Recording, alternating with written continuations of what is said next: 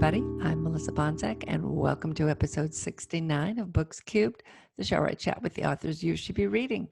It is Thursday, July 9th, 2020. And as always, I'm dying to know what you're reading. So drop down to the show notes and click on the link that says comment. It will take you to our YouTube channel.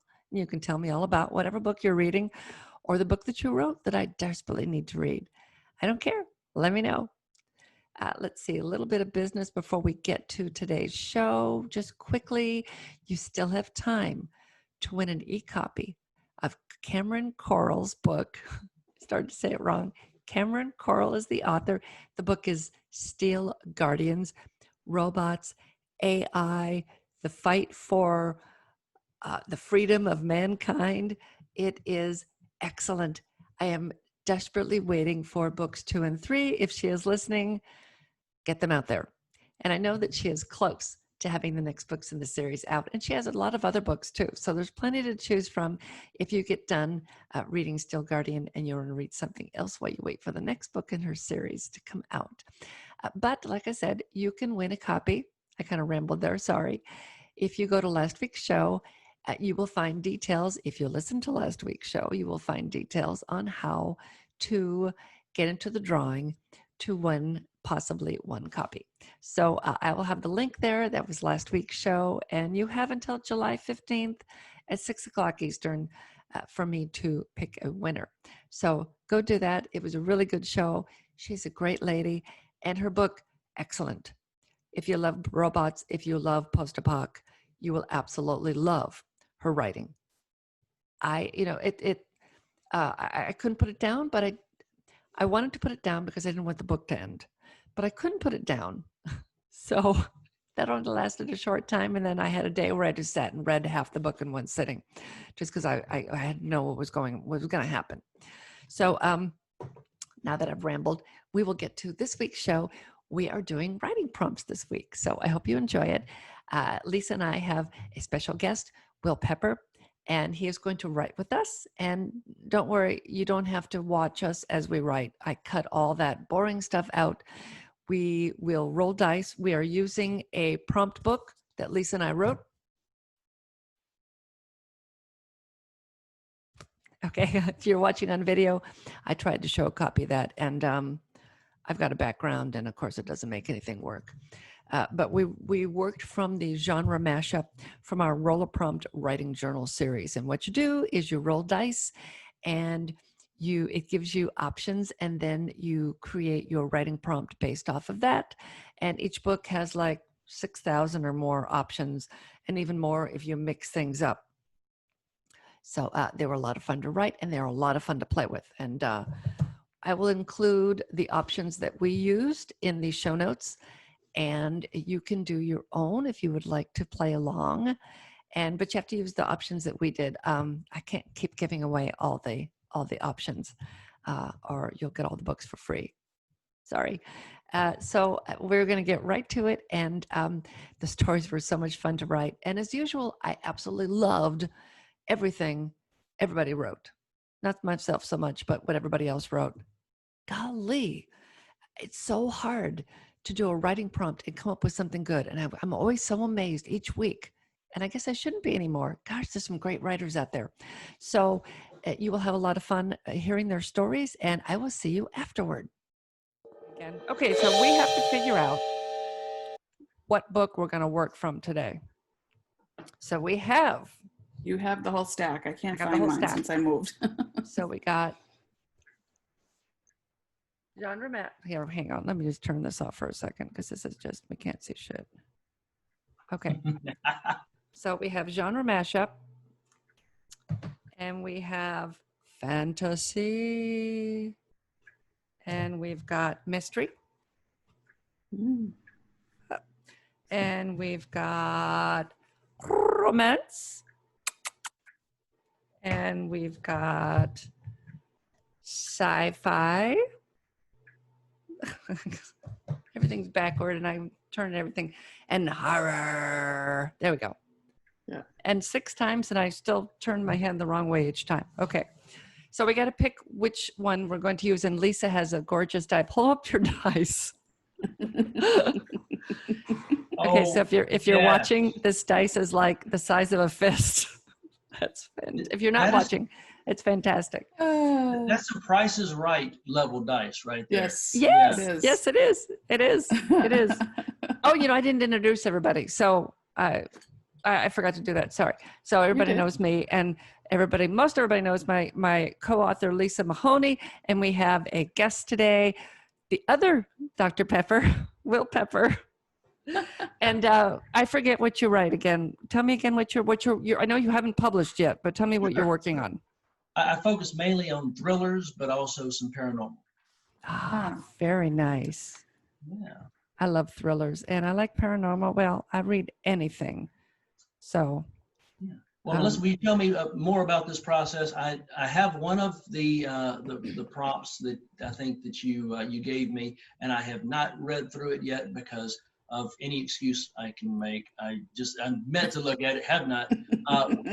Tell me how this works. Okay, so what we do is we select. Each book has 30 sets of prompts. I think so. Yeah. Yeah, and each set has 3 times you roll the dice, and there's 6 options each time. So I'm going to put this back on because hang on just a second, my background, my office is disturbing you. Yeah, my office is messy and I don't want to have to clean it. So anyway, so we randomly pick a genre, and then we open randomly to one of the sort of randomly. Sometimes I look a little and go, I don't want to do that one. Then we randomly-ish open to a set, and then we roll dice. And sometimes everybody gets the same thing, and they all write completely different things. And we had one day, I think there were 5 of us, and I think everybody wrote like cozy mysteries, and they all wrote horror stories that day. It was crazy. It was something in the air. Awesome.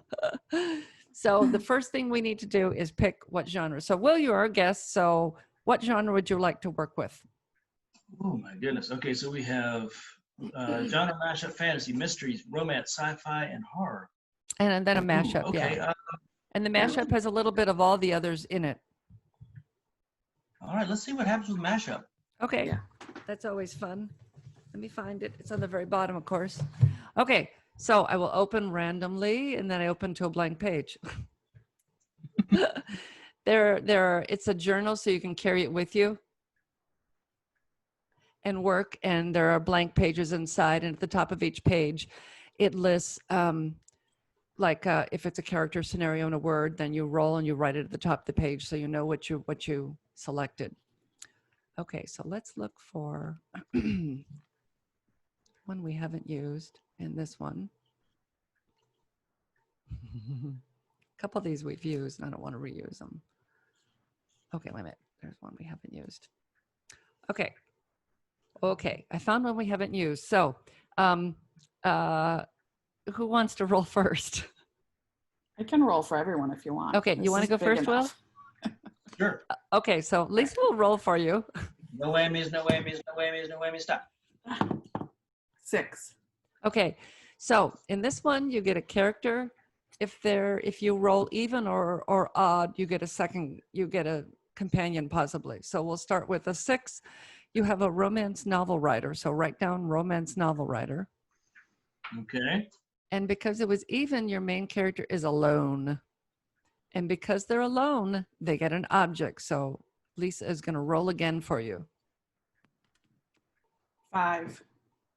5. You have an oxygen tank. We may have used this one. I can't remember, but that's funny. I'm so excited. This is going to be great. Okay, and then you also get a scenario. So Lisa is going to roll for you again. 3. 3. So screams echo through a ship. Ooh. Screams through a ship. So, wow. Okay. Now you can do whatever you want with that. And that's just your starting point. And as you're writing, just wait to start writing until we all get ours, and then we'll write, and then we'll cut so people don't have to watch us writing. And then we'll come back. And whatever that leads to. I wrote one once where I ended up using nothing from what I rolled. And I wrote a short story that I absolutely loved. I wrote a little Christmas story. And I don't think anything that I rolled, it started me with a setting, but then I just went, you know, whatever comes to mind. This is just your starting point. So you do with it whatever you want to. Okay. Okay. So Lisa, you go next. Yeah, I'll roll for me. I got a 2 for the character. Okay. A tree trimmer. Oh, okay. And it's even, so I get an object. You get an object. So roll again. 4. You get a stuffed hedgehog. Yeah, I think we'd use this one. Hedgehog. Okay. Okay. And a 1 for my scenario. You're called for jury duty. Now, just because she's called for jury duty doesn't mean she has to be in jury duty. She could get a letter in the mail. She could be trying to get out of jury duty. She could be on her way to jury duty. There's all kinds of, all it is a starting point. Okay, so for me, I better get my pen and paper out here, which is really my computer. Okay. 3. Okay, I have an ambassador. So you had an odd, so you get a companion. Oh, I get a companion. You're right. Thank you. 6. 6. So I have a romance novel writer. And your scenario Okay, is... wait a minute. I'm still typing with one finger. 3. 3? Yeah. Screams echo through a ship. Ooh, we'll see what I do compared to what. Well, yeah, because you guys got 2 of the same thing. Oh Yeah. boy. Yeah, remember the one that I did, Melissa? And my companion ended up being like my main character or something. That's like, I think totally that was this around. set. I think we used this set. No, because I had a delivery truck driver. That's right. Yeah. That's right. But then it went in a completely different direction. Yeah. Yeah. So, you know, this can be whatever, you know, you could write a song, you could write a story. I mean, I was thinking about this the other day. It's a starting point really for whatever you want to make it. You know, me, I'm trying to write more short stories because I tend to be bad about writing short. You know, I sit down to write something and then I write 20,000 words. It's like, no, I just wanted to write 200. So it's also good for proving you can finish something, you know, because sometimes I'll write and I don't finish during the 20 minutes or 25. Sometimes I will do 25, but then I come back later and look at it again and give it another half hour. And then I've got my finished work. And it really, it gives you so much confidence to be able to sit down and finish something. And I think that's the main reason that Lisa and I did these books, because wanting to just sit and finish something and wanting to have fun with it and mix it up and make it different. Yes. You know? Yeah. Okay. So now we're going to start writing. So we are going to write and we'll set the timer for, you got a timer, Lisa? On my phone. In charge of everything. Yep. How long? What do you say? We do 20 minutes to start, and then we'll see if anybody needs to finish up. Sounds good. Okay, and ready, and the timer is on. And then we wrote. Is that it? Is it everybody want a few more minutes to write, or? And what I meant was I needed a little more time. Let's do 5 so I can attempt to wrap up my story that makes absolutely no sense. Okay. Those are the best stories. Come on. They really are. I don't know. We'll see. I look at it like warming up. You know, like if you think about like playing a musical instrument or doing a sport, like you don't just dive in, right? You have to kind of warm up the muscles a little. So that's what I kind of, a little stretching so you don't pull something. Okay, I'm done. Sorry it took me so long. Did you did you get it to make some sense? I think so. I don't know. When I read it, I'll know if it makes any sense. So, who wants to start? You want me to go? I'll go. Okay. It's kind of fun. And I was actually able to work all in. And what 3 did you have? I had a tree trimmer, a stuffed hedgehog, and called for jury duty. All right, so here goes. Geraldine pulled the cherry picker shears off the back of her truck. Some of the other tools clanked and rattled as they settled to the bed. She propped the long handles against the bumper and pulled her cell phone out to double-check the order. After scrolling for a few minutes, she found it, forwarded by her office manager, Walt. The call had come in late the night before, and ordinarily she needed more notice, but the pandemic had slowed business considerably. The day was wide open and the checking account was yawning wide. Address was spot on, Chainbridge Drive, number 7. Name on the order was Leanne Wallace. Jerry turned the name over in her head, let it roll on her tongue a bit. Where did she know that name? She went to the cab of the truck to grab her gloves and goggles. Had a close call once, needing stitches very close to her eye. She didn't chance another scare like that again. The goggles had fallen to the floor, so she climbed onto the footstep and hoisted herself up. The miniature stuffed hedgehog dangling from the rear view bopped her in the head. She smiled, reminded of her nephew Nate, who gave it to her. He got a real kick out of her story about finding a live one in a tree during a job. Screamed like Jamie Lee Curtis and nearly broke her ankle hauling out of there. It had been a nice joke between the two. The goggles fell between a stack of her unopened mail, forgotten the day before.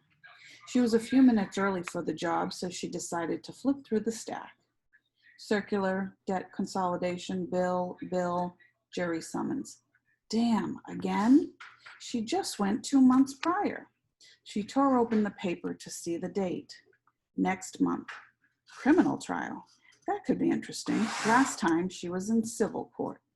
Okay, that gives her time to get jobs covered and move some things around. Grunting with frustration that every time she got called, it meant loss of income, she opened her phone calendar to put in the date and a reminder to call the night before. Her newsfeed started blowing up her phone. Headlines flew by. Murder trial jury selection to begin next month. First murder in decades in Key West. Finally, justice for murder victim. Fantasy Fest murder trial to begin. Man choked with angel wings decade earlier will have justice. How had Jerry not known about this? Sleepy little Key West paradise had a murder? Closing in on her appointment time, Jerry clicked on one article as she grabbed the goggles and gloves and made her way up to the front door. She never usually read the full article, but this was certainly intriguing. She scanned the screen, pushing the paragraphs up with her thumb, and stopped dead in her tracks. Murder suspect, Leanne Wallace. Jerry laughed as she rang the bell. Interesting indeed. Yay!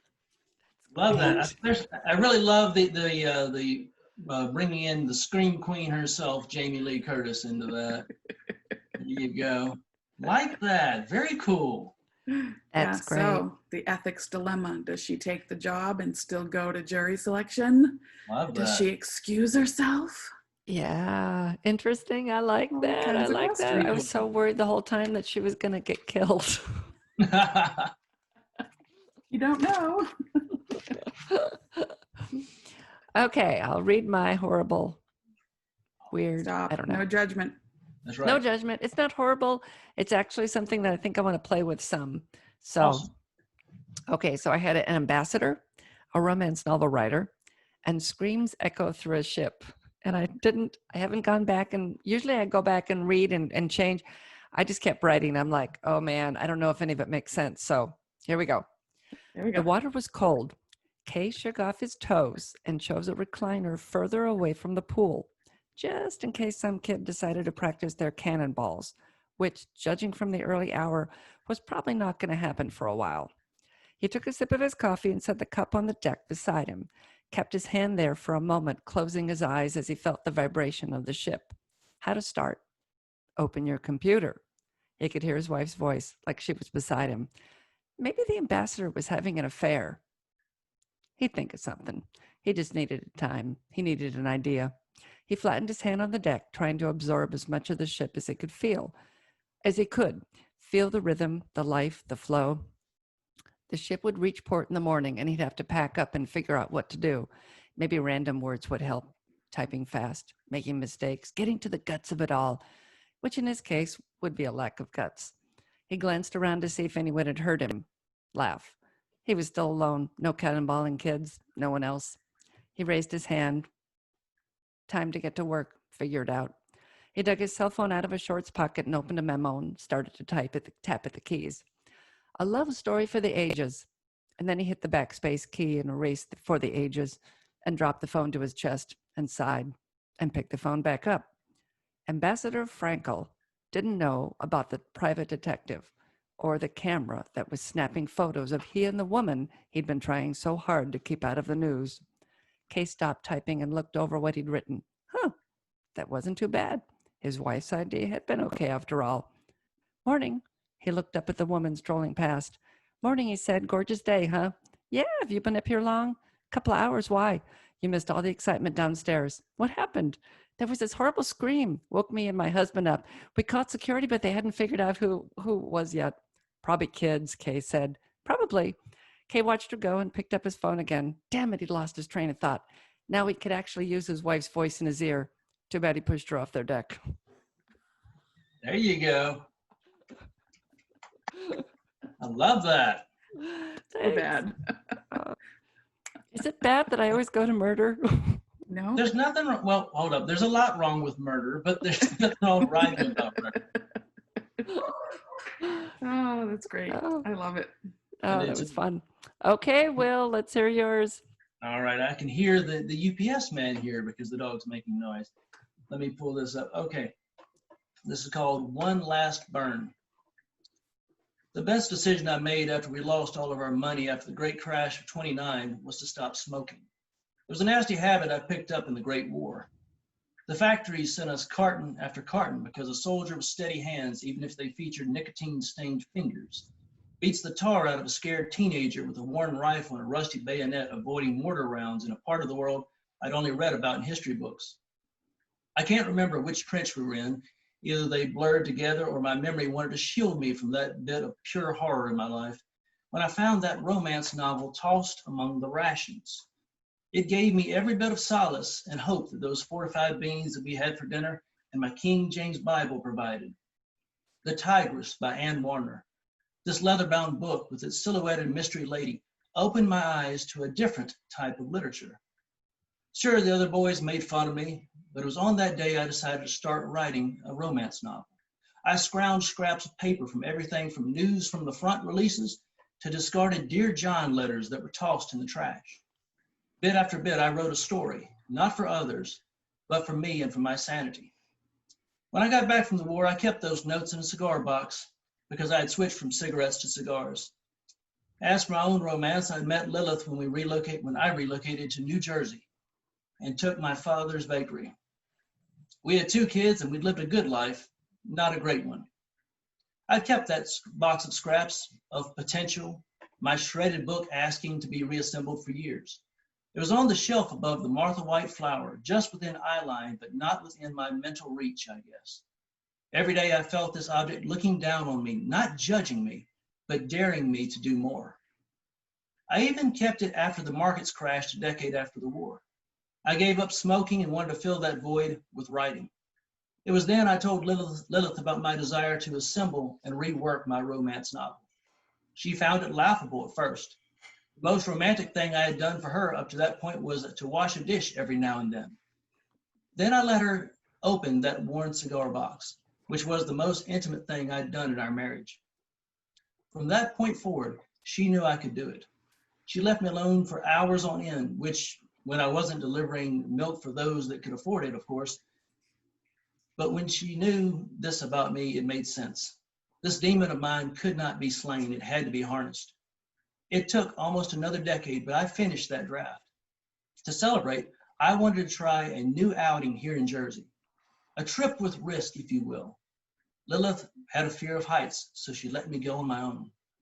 As I started my voyage and looked over the city, I felt I deserved that last smoke. It wasn't until we were airborne in this flying oxygen tank-like craft and I heard the screams of passengers down in the galley of our ship that I realized too late it was a bad idea to take backup smoking when you're a passenger on the Hindenburg.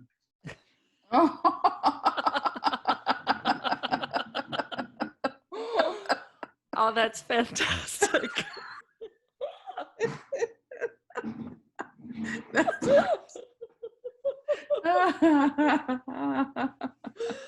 Oh, I love that. I love Thank the you. imagery. As you were reading, I could visualize everything. You know, every time we do one of these shows, I am so impressed. I loved Lisa's too, the imagery and everything. And I just absolutely loved it. Awesome. I love that surprise ending because it Oh. felt very autobiographical in feel. And it felt like it was going to be a serious story. And then you get that last punchline. Smoking's a bad thing anyway. That's a really bad time. Really bad. That's awesome. Thank you. Thank you. Yeah. The little details were really neat. Just from, I loved the line. You let her. He let her open the cigar box, which was the most intimate thing that he had done. Like, I mean, that was pretty poetic. I like that. Thank you. Yeah. Thank you. My wife is my my editor and first beta reader. So anything that I present to her, I know that she's going to look at it with love, but also kind of like your thing. I want to push her off the porch. Yeah. That's awesome. Oh yeah. Oh, yeah. I loved the talking about having it on behind the Martha White flower. No, it's just something that was going to be in every kitchen, you know. And I could totally visualize all of it. Both your stories It were felt very just great. historical. It was good. Yeah, Thank you. absolutely Thank you. great. It's my I think my great aunt was a salesperson for Martha White Flour, and my father was in the 101st Airborne Vietnam era. So whenever he was on with other people leaving Fort, I think it might have been Fort Bragg, they would go to Nashville and use the Martha White flour box at the Grand Ole Opry. And so, you know, he would go and he saw so many of the greats, you know, from that box. So it's just That's fun awesome. to put those personal little touches in there, the Martha White flour. Oh, Absolutely. Nice. Now, if you're listening, we will have, which obviously you're listening if you're still here. I will put in the show notes everything that we use today, and you can go ahead and you can do your own story. And if you would like, go ahead and leave us a comment and include part or all of your story, or let me know, and you can come on and read it on here in a future show. So this was great. And Will, you don't have anything out yet, do you? Well, I don't. I've got some cover art back from that interactive short that I said I wanted to get done in June, and it's done, but it's getting done in July. And thank you, yes, Yay. and very happy. You know, you don't just, I guess you just don't just like write a book and put it out there. There's these steps that I'm reading about, and there are a lot of them. Have you got a mailing list in case people? It's you said it's paranormal and what now? Oh, actually, this is more of a. Do y'all remember the interactive ones of shorts like Choose Your Own Adventure or Choose Your Fate? Yeah. So this is like this is a fundraiser we're working on. It's more of a sci-fi influence. It's heavily influenced by the writing of Douglas Adams, Hitchhiker's Guide to the Galaxy, and stuff like that. But we'll be releasing that at the end of this month and doing a rollout. But we established a publishing company, and I have a Facebook page for Will Pepper Writes. So that finally exists. And that's my Twitter. Oh, Also. that's great. So I'll include that in the show notes. Thank and you. Maybe you can come back again at a future show and we can do this again. And as everybody knows, which I always say, Lisa and I co-authored these, if I put it close enough to my face. There we go. There you go. Writing prompt books. It was kind of there. It's in the show notes. And they're available anywhere you buy books, pretty much. And like I said, it's been fun, and we'll have all that stuff in the show notes. And thank you guys so much for coming on today. Thank you for having me. Thanks for doing this, Melissa. Loved your stories. Thanks. Nice to meet you, Will. Nice to meet you. Thank you so much, Will, for joining Lisa and I today. I hope you guys enjoyed the stories as much as I did. I loved the ending to Will's story. And I was terrified during Lisa's because I kept waiting for the lady to get killed. I guess I do really have murder on the mind all the time. So we will be back. I will be back next week with another great show. And in the show links, we will have everybody's information, where you can find the Writing Prompt books, where you can find Will if you want to sign up for his newsletter, and more information about the short story book that he is part of. And if you want to suggest books, you can go to Instagram and find us there at Books Cubed. And don't forget, comment on last week's show. You have to listen to the show to hear what you're supposed to comment with, and then I will pick a winner, and someone will win a copy of Steel Guardians by Cameron Corral. So that you have until the 15th of July. That's next Wednesday at 6 p.m. Eastern. So don't forget to do that. And you have a great week. I will see you next time, and go read a good book.